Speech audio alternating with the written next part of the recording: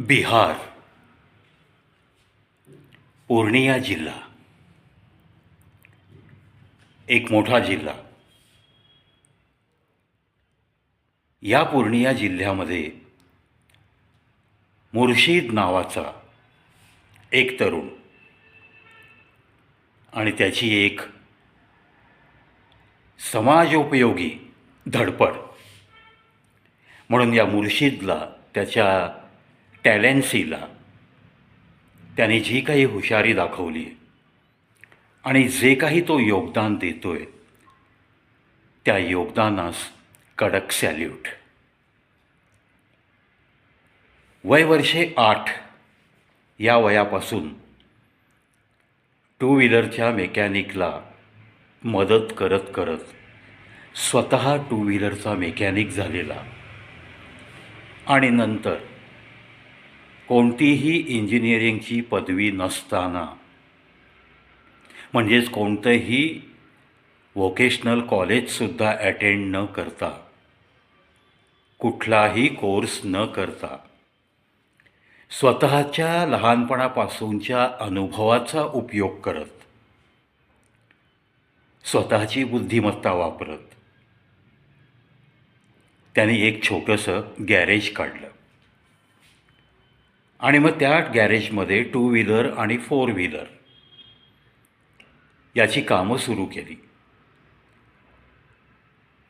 तसं पाहिलं तर बिहार राज्याकडं बघण्याचा दृष्टिकोन सगळ्यांचा खूप निराळा आहे. बिहारमधली लॉ अँड ऑर्डरची जी काही परिस्थिती आहे त्याच्यावर आपण बऱ्याच वेळा चर्चा करतो. पण UPSCमध्ये सुद्धा बिहारचा टक्का जास्त असतो याचीही चर्चा होते ॲज कम्पेअर टू महाराष्ट्र. असं हे बिहार राज्य, बऱ्याच वेळा तिकडे नोकऱ्या मिळत नाहीत म्हणून लोक महाराष्ट्राकडे येतात. कामं मिळत नाहीत म्हणून बांधकाम मजूर म्हणून पुणे, मुंबई, मद्रास, दिल्ली, कलकत्ता अशा शहरांमधनं ही बिहारी बेरोजगार तरुण हे आपल्या या साईडला येतात, पोट भरण्यासाठी येतात. अशा या बिहार राज्यातला एक मुस्लिम युवक अशी काहीतरी खटपट करतो आणि स्वतःच्या ज्ञानाचा उपयोग करत एक इलेक्ट्रिक जीप बनवतो. पहा, अतिशय लहान वयापासून टू व्हीलरच्या मेकॅनिकला मदत करत करत टू व्हीलरचा सगळा मेकॅनिझम समजून घेतो. त्यानंतर फोर व्हीलरच्या क्षेत्रामध्ये पडतो, स्वतः इंजिन बनवतो. 4 बॅटरीवर चालणारी, स्वतःचे साधारणतः 1 लाखभर रुपये खर्च करून 20 रुपयामध्ये, 20 रुपयाच्या त्या चार्जिंगच्या खर्चामध्ये 100 किलोमीटर धावणारी जीप बनवतो. कौतुकास्पद वाटतंय ना? मला तर खूप कौतुक वाटतं. कारण कोणत्याही प्रकारचं मेकॅनिकल इंजिनिअरिंगचं शिक्षण न घेतलेला एका साध्या कुटुंबातला व्यक्ती, एक धडपड्या तरुण, मुर्शिद ज्याचं नाव, तो अशी धडपड करत एक स्वतःची व्हेकल तयार करतो, ती पण फोर व्हीलर जीप तयार करतो. याचं मोठं अप्रूप वाटतं मला.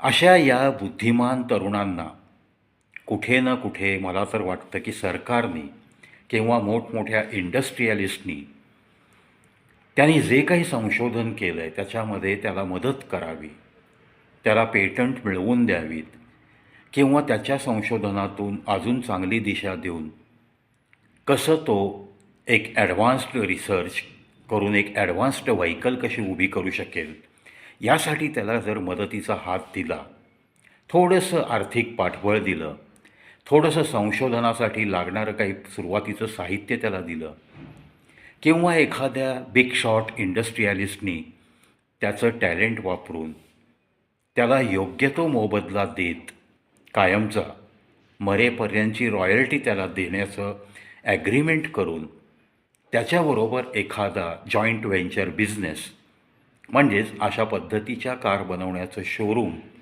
जर टाकता आलं कुणाला, तर अशा या मुर्शिदसारख्या टॅलेंटचं काहीतरी एक चांगली दिशा मिळून त्याला चांगलं जीवनमान मिळू शकतं, असं मला तरी वाटतं. इंडियामध्ये अशी काही बुद्धिमत्ता कमी आहे असं नाही आहे.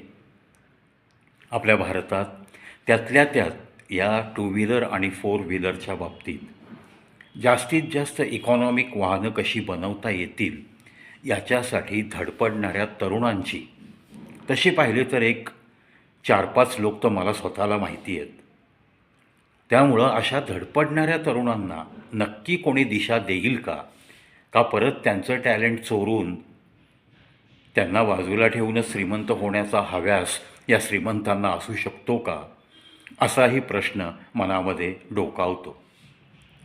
कारण अशा काही टॅलेंटला प्रामाणिकपणे मदत करणं अशा व्यक्तीसुद्धा बोटावर मोजण्याइतकाच या जगामध्ये नक्की आहेत. पण फसवणाऱ्यांची संख्या जास्त आहे. चलो गरीब है ना. फॉर एक्झाम्पल सांगतो मी तुम्हाला, एखादा लेखक असतो, एखादा गाणी लिहिणारा असतो, पण सुप्रसिद्ध झालेले लोक अशा नवीन टॅलेंटनी लिहिलेलं, असे किती लोक आहेत हो खरोखर त्याच्या लिखाईला न्याय देऊन त्याला हयात रॉयल्टी मिळवून देणारे असे किती लोक आहेत? खूप कमी आहेत. त्यातल्या त्यात या लिखाईच्या क्षेत्रात, म्हणजे ह्या कवितांचं क्षेत्र, गाणी लिहिण्याचं क्षेत्र, या क्षेत्रामध्ये तर रोज चोऱ्या होतात. आणि आयडियाची चोरी करणं, संकल्पनेची चोरी करणं ह्याच्यावर कॉपीराईट नाही आहे. कॉपीराईट हा तुमचं जे लिहिलेलं आहे ते हुबेहूब कोणीतरी परत प्रिंट करणं, तुम्ही जे लिहिले ते कोणीतरी बोलणं आणि मग पैसे कमवणं, याला नक्की आहे. पण आयडियाजच्या बाबतीत कोणताही कायदा नाही. त्याच्यामुळं थोडेफार फेरफार हे सुप्रसिद्ध झालेल्या व्यक्ती अशा नवीन लिहिणाऱ्या व्यक्तीच्या लिखाणामध्ये करून नंतर लाखोचा फायदा कमवलेली अशीसुद्धा अनेक उदाहरणं आपल्याला समाजात दिसतील. म्हणूनच मला या मुर्शिदच्या टॅलेंटचं कौतुकही वाटतं, परंतु त्यांनी लवकरात लवकर अशा गोष्टींचं, अशा स्वतःच्या संशोधनाचं कुणाचा तरी व्यवस्थित सल्ला घेऊन पेटंटसाठी अर्ज करणं, पेटंट घेऊन ठेवणं, हे सुद्धा नितांत महत्त्वाचं आहे. आणि असा त्याला गोड सल्ला कोणीतरी जवळच्या व्यक्तीने द्यावा, यासाठीच हा व्हिडिओचा प्रपंच. किंवा दुसरा रस्ता असा आहे, कुठेतरी तुमचं हे ज्ञान एखाद्या मोठ्या प्रामाणिक इंडस्ट्रियलिस्टपर्यंत जर गेलं आणि जर त्याच्या मनात आलं चांगलं, त्याची प्रामाणिकता अर्थातच त्याच्या मनात चांगलेच विचार आणणार.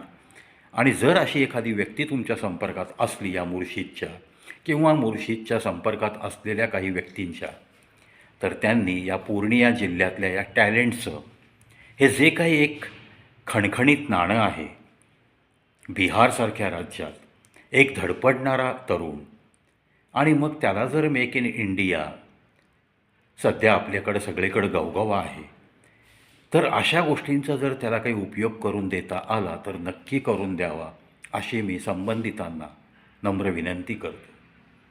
असे जे काही टॅलेंट आहेत, मध्यंतरी एक पंढरपुरातला पण एक युवक असाच खूप कमी खर्चात चालणारी मोटर बाईक त्यांनी बनवली. नंतर मग त्याला कोणी काही मदत केली का नाही हे नंतर कुठेही काही छापून आलं नाही. त्यामुळं अशी टॅलेंट नंतर मग लपली जातात का लपवली जातात का त्यांना पुढे येऊ दिलं जात नाही, असे काही गंभीर प्रश्नसुद्धा अशा काही टॅलेंटच्या भोवती निर्माण होतात. तसं घडलं नाही पाहिजे. आपल्या देशात अशी जी टॅलेंट आहेत त्यांना चांगला स्कोप मिळाला पाहिजे, असं आवर्जून सांगावंसं वाटतं.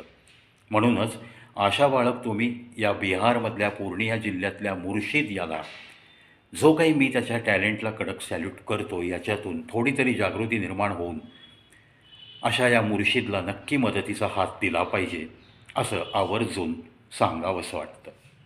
जय हिंद, जय भारत.